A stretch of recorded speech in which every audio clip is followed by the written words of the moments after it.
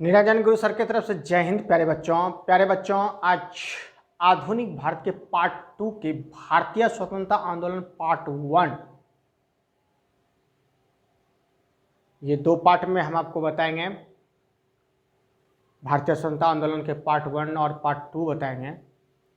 अगर आप मेरे चैनल पर नए हैं तो ज़रूर सब्सक्राइब कर लें। आपको इस चैनल पर मैथ, रीजनिंग, जनरल नॉलेज और जनरल साइंस दोनों, अगर रेलवे में जाना चाहते हैं तो बहुत ही ज़्यादा समान विज्ञान, मैथ, रीजनिंग के वीडियो बन चुके हैं। आप पूरी तरह से लाभान्वित हो सकते हैं, इसलिए ज़रूर सब्सक्राइब कर लें ताकि आपका हमारा रिश्ता अटूट रिश्ता हो जाए। ज़रूर सब्सक्राइब कर लें और 5 स्टूडेंट को शेयर कर दें। बड़ी मेहनत से टाइप करते हैं बच्चों आप लोगों के लिए, इसलिए एक लाइक तो ज़रूर कर दिया कीजिएगा। चलते हैं, स्टार्ट करते हैं आज का पहला सवाल। पहला सवाल है, भारतीय राष्ट्रीय कांग्रेस का विकास किन 3 चरणों में हुआ? भारतीय राष्ट्रीय कांग्रेस का विकास किन 3 चरणों में हुआ? तो वह स्थापना से लेकर, पहला जो चरण था वह उदारवादी युग था, जो स्थापना से लेकर 1905 तक रहा, यानी 1885 से 1905 तक रहा। दूसरा रहा उग्रवादी युग। उग्रवादी युग 1906 से 1918 तक रहा। तीसरा रहा गांधीवादी युग, जो 1919 से 1947 तक रहा। ये 3 चरण थे। 1885 से 1905 उदारवादी, दूसरा 1906 से 1918 उग्रवादी। उग्रवादी क्या ये नक्सली हैं? नहीं, यानी गरम दल।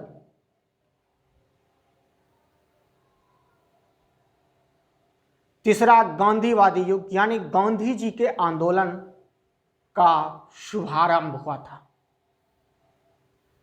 अगला सवाल है बच्चों, उदारवादी युग के नेता किस तरीके से आजादी चाहते थे? तो वह संवैधानिक तरीके से चाहते थे। उदारवादी युग के कांग्रेस की स्थापना सर एओ ह्यूम ने किया था, जो इटावा के गवर्नर थे। और ये जो है कांग्रेस जो स्थापना हुई, इससे सरकार और यानी अंग्रेज सरकार और भारतीय के जो मेन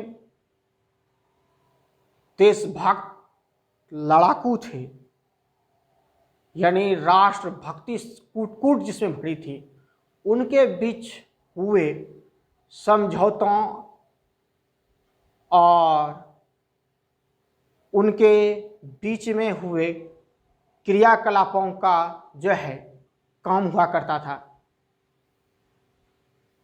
नेक्स्ट सवाल है, किसने बंग भंग यानी बंगाल विभाजन का निर्णय की घोषणा की? तो वह लॉर्ड कर्जन ने किया था। किसने किया था? लॉर्ड कर्जन ने बंग भंग यानी बंगाल विभाजन के निर्णय की घोषणा की थी। वह भी कब? लॉर्ड कर्जन ने 20 जुलाई 1905 को। कब? 20 जुलाई 1905 को। नेक्स्ट सवाल है, बंग भंग आंदोलन के कारण कौन सा आंदोलन चलाया गया था? यानी इस जो बंग भंग जो है लॉर्ड कर्जन ने चलाया 1905 में, तो इसके लिए भारतीय ने इसका विरोध किया था।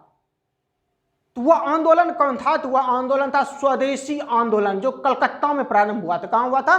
कलकत्ता में। नेक्स्ट सवाल है बच्चों, किस तिथि को बंगाल विभाजन की घोषणा प्रभावी हो गई, यानी वह लागू हो गया? तो वह है 16 अक्टूबर 1905 से। कब से? 16 अक्टूबर 1905 से बंगाल विभाजन प्रभावी हो गया था।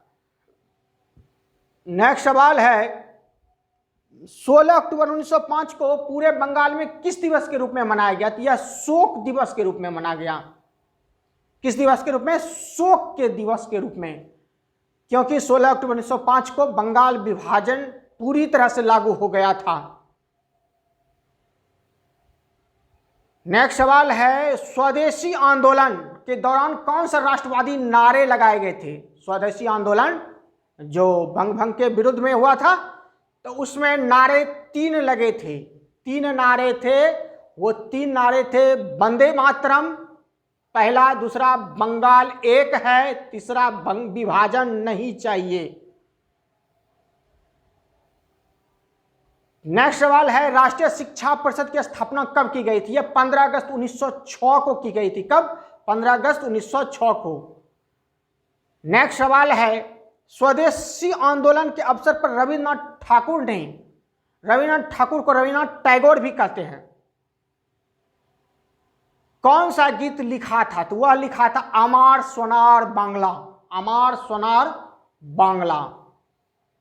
नेक्स्ट है क्वेश्चन, बांग्लादेश का राष्ट्रीय गीत कौन सा है? तो बांग्लादेश का राष्ट्रीय गीत है अमार सोनार बांग्ला, जो 1971 में पाकिस्तान से विभाजन के बाद जो देश बना बांग्लादेश, उसका जो है राष्ट्रीय गीत बना था अमार सोनार बांग्ला।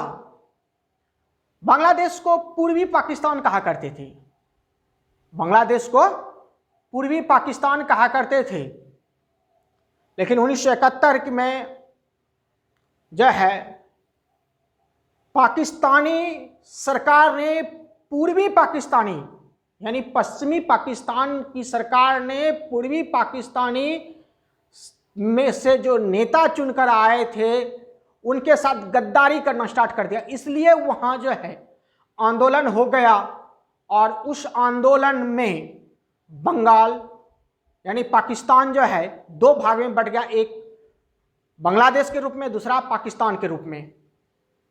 तो ये 1971 से अमार सोनार बांग्ला जो है बांग्लादेश का राष्ट्रीय गीत हो गया। नेक्स्ट सवाल है, स्वदेशी आंदोलन का विचार सर्वप्रथम किसके पत्र संजीवनी में 1905 में प्रस्तुत किया गया था? यानी संजीवनी एक पत्र है, वह स्वदेशी आंदोलन का विचार था। यह सर्वप्रथम किसके पत्र थे? तो ये थे कृष्ण कुमार मित्र के। किसके थे? कृष्ण कुमार मित्र के। 12 नंबर सवाल है, 1906 कलकत्ता कांग्रेस के अधिवेशन की अध्यक्षता किसने की थी? तो ये दादा भाई नौरोजी, जो इसमें कि स्वराज की मांग की गई थी। इस आंदोलन में क्या मांग किया गया था? कलकत्ता अधिवेशन में स्वराज की मांग की गई थी। दादा भाई नौरोजी सबसे ज्यादा वृद्ध कांग्रेस अध्यक्ष हैं। नेक्स्ट सवाल है, देश के लिए कई बार जेल जाने वाले पहले कांग्रेसी नेता कौन थे? तो देश के लिए सबसे पहले जाने वाले थे ज्यादा जो है वह है बाल गंगाधर तिलक, जो 1897 में और फिर 1908 से 1914 यानी 6 वर्ष लगातार कारावास में रहे थे। नेक्स्ट सवाल, महाराष्ट्र में क्रांतिकारी आंदोलन उभरने का श्रेय किसके पत्र केसरी, जो मराठी में छपाता को जाता है? तो मराठी में छपने वाले यानी प्रकाशित होने वाले केसरी वह किसका था ये कहा जा रहा है? तो ये थे बाल गंगाधर तिलक का। ये गरम दल के नेता थे बाल गंगाधर तिलक। नेक्स्ट, तिलक ने का एक्स्ट्रा आ गया है, तिलक ने गणपति उत्सव मनाना कब प्रारंभ किया? तो वह 1893 ईस्वी से। तिलक ने गणपति उत्सव कब मनाना प्रारंभ किया था? 1893 ईस्वी में से। नेक्स्ट, तिलक ने कब शिवाजी उत्सव मनाना प्रारंभ किया था? तो वह क्या था? 1895 ईस्वी से। 1895 से, यानी गणपति बप्पा मौर्य 1893 और शिवाजी उत्सव 1895। नेक्स्ट सवाल है बच्चों, सूरत कांग्रेस विभाजन 1907 किस मुद्दे को लेकर उदारवाद एवं उग्रवाद में विभाजित हो गया? यानी नरम दल और गरम दल में जो है विभाजित हो गया। तो वह स्वदेशी आंदोलन को चलाने को लेकर के दोनों में विवाद हो गया था। किसके कारण? स्वदेशी आंदोलन को चलाने के कारण। नेक्स्ट सवाल है, सूरत कांग्रेस अधिवेशन की अध्यक्ष कौन थे, यानी उनकी अध्यक्षता कौन कर रहा था? सूरत को इसे कांग्रेस का प्रथम विभाजन भी कहते हैं, सूरत अधिवेशन को, और ये 1907 में हुआ। इसके अध्यक्ष नरम दल के नेता रास बिहारी घोष थे। कौन थे नरम दल का नेता? रास बिहारी घोष। नेक्स्ट सवाल है, लाल बाल पाल कौन थे? लाल बाल पाल कौन थे? ये गरम दल के नेता थे। ये 3 व्यक्ति थे। पहला था लाला लाजपत राय, यानी लाल से लाला लाजपत राय, बाल से बाल गंगाधर तिलक और पाल से बिपिन चंद्र पाल। नेक्स्ट सवाल है, बंगाल में तिलक का सेनापति किसे माना गया? बंगाल में तिलक का सेनापति किसे माना गया? तो बिपिन चंद्र पाल को माना गया। यानी बंगाल में बिपिन चंद्र पाल जो है नेतृत्व कर रहे थे, और महाराष्ट्र में बाल गंगाधर तिलक। नेक्स्ट सवाल है बच्चों, मुजफ्फरपुर के बदनाम जज किंग्सफोर्ड पर बम किसने फेंका था? तो ये बम जो है प्रफुल्ल चौकी एवं खुदीराम बोस ने फेंका था। किसने फेंका था? प्रफुल्ल चौकी और खुदीराम बोस ने। और प्रफुल्ल चौकी ने आत्महत्या कर ली थी, लेकिन खुदीराम बोस को फांसी हो गई थी। नेक्स्ट सवाल है, खुदीराम बोस का जन्म कब और कहां हुआ था? खुदीराम बोस का जन्म 3 दिसंबर 1889 पश्चिम बंगाल के मिदनापुर जिले में हुआ था। कहां हुआ था? पश्चिम बंगाल के मिदनापुर जिले में। नेक्स्ट सवाल, वारेंद्र कुमार घोष के पुस्तक भवानी मंदिर किस प्रकार की पुस्तक है? क्या ये धार्मिक है या कोई और है? तो ये क्रांतिकारी पुस्तक थी, ये धार्मिक पुस्तक नहीं थे। भवानी मंदिर जो है पुस्तक जो प्रकाशित किया गया था वारेंद्र कुमार घोष के द्वारा, जो है ये पुस्तक क्रांतिकारी पुस्तक थे, और 1905 में प्रकाशित हुआ था। नेक्स्ट सवाल, इंडिया हाउस कहां है? ये इंडिया हाउस यानी भारतीय घर, इंडिया हाउस लंदन में है, जिनके संस्थापक थे भाई श्याम जी कृष्ण वर्मा, जो 1905 में बना था। नेक्स्ट सवाल है, राष्ट्रीय झंडा का रंग सर्वप्रथम कैसा था? तो वह हरा, पीला और लाल था। कैसा था? हरा, पीला और लाल था। राष्ट्रीय झंडा 22 अगस्त 1907 को किसने जर्मनी के स्टुटगार्ट सम्मेलन में फहराया था?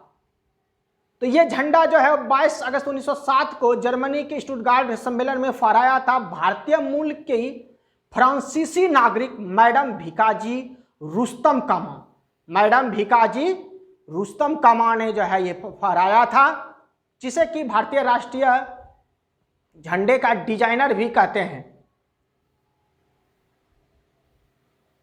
नेक्स्ट सवाल है, अखिल भारतीय मुस्लिम लीग की स्थापना की घोषणा 30 दिसंबर 1906 को ढाका में किसके नेतृत्व में किया था?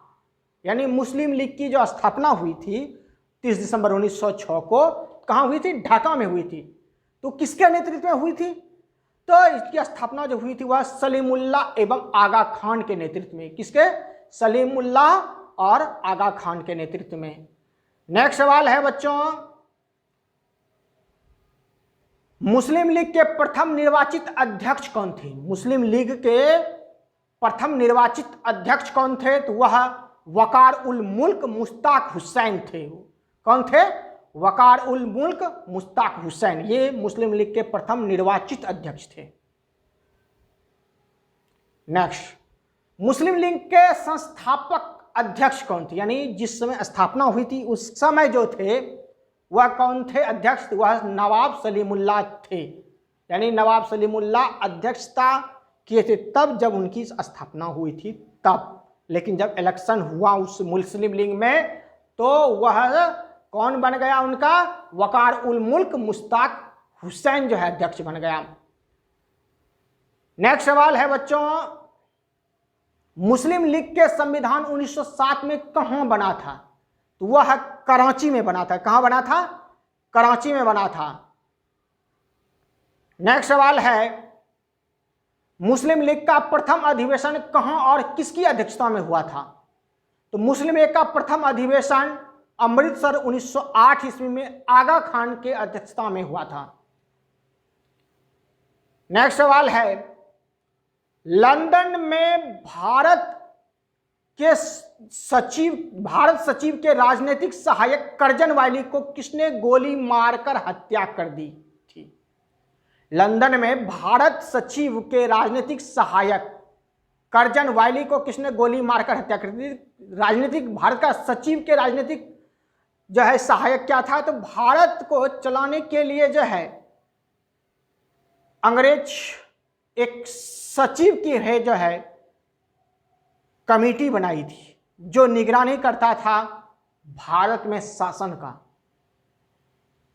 उनके जो है सहायक थे कर्जन वायली, जिसको कि गोली मारकर हत्या कर दी थी लंदन में। तो किसने की थी? तो ये किए थे इंडिया हाउस के एक सदस्य था।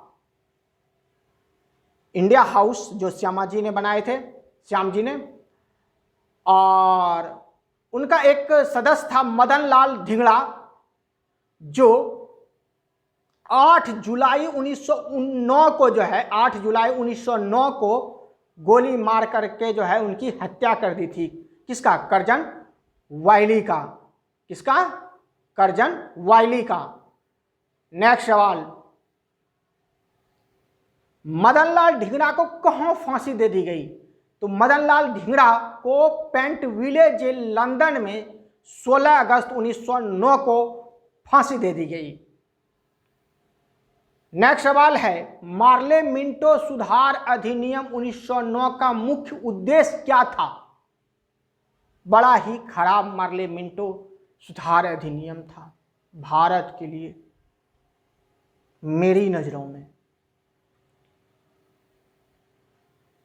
ये राष्ट्रवादी खेमे में फूट डालना, यानी देखिए इसीलिए हमने फूट को 2 भागों में रंग दिया है, फू अलग और टो अलग कर दिया है। फूट डालना था, यानी मुस्लिम जो हमारे साथ थे, कांग्रेस के साथ थे, उनके लिए मुस्लिम पृथक निर्वाचन क्षेत्र एवं मताधिकार की व्यवस्था की गई थी। हालांकि इसका बहुत विरोध किया गया था, लेकिन कुछ कट्टरवादी मुस्लिम ने इसका समर्थन कर दिया, जिसका परिणाम भी बड़ा बुरा हुआ। आज पाकिस्तान की जर्जर हालात की नींव यही है। आगे चल कर नेक्स्ट सवाल है, भारत विभाजन की नींव कब पड़ी थी? तो वह मार्ले मिंटो सुधार अधिनियम 1909 में पड़ी थी। मार्ले मिंटो सुधार अधिनियम 1909 में मुसलमानों के लिए पृथक निर्वाचन क्षेत्र, मताधिकार, ये सारे चीज को अलग कर दिया गया था। इसी से जो है भविष्य में आगे चल यानी कालांतर में वह मुस्लिम अलग राष्ट्र का निर्माण की बात करने लगा और वह अलग अली जिन्ना के नेतृत्व में जो है अलग होने लगा। आज भारत एक समृद्ध, सुखी और सभी चीज से संपन्न राष्ट्र हैं, जबकि पाकिस्तान की हालात कंगाल की हालात में है, दूसरे देशों के कटोरों पर पलने वाले में से हैं। आज अगर हमें कहे, हम यही कहेंगे अभी भी कुछ बिगड़ा नहीं है पाकिस्तान, मिल जाओ हमारे देश भारत में, फिर से कम जो है, जो भूखे मारते हो अपने जनता को, कम से कम उसे 2 वक्त की रोटी जरूर मिलेगी। बिना कोई शर्त के भारत में विलय कर देना चाहिए पाकिस्तान के प्रधानमंत्री को। सुखी हो जाएगा वहां की जनता। तो बच्चों, मिलते हैं नेक्स्ट वीडियो में। तब तक के लिए जय हिंद, जय भारत।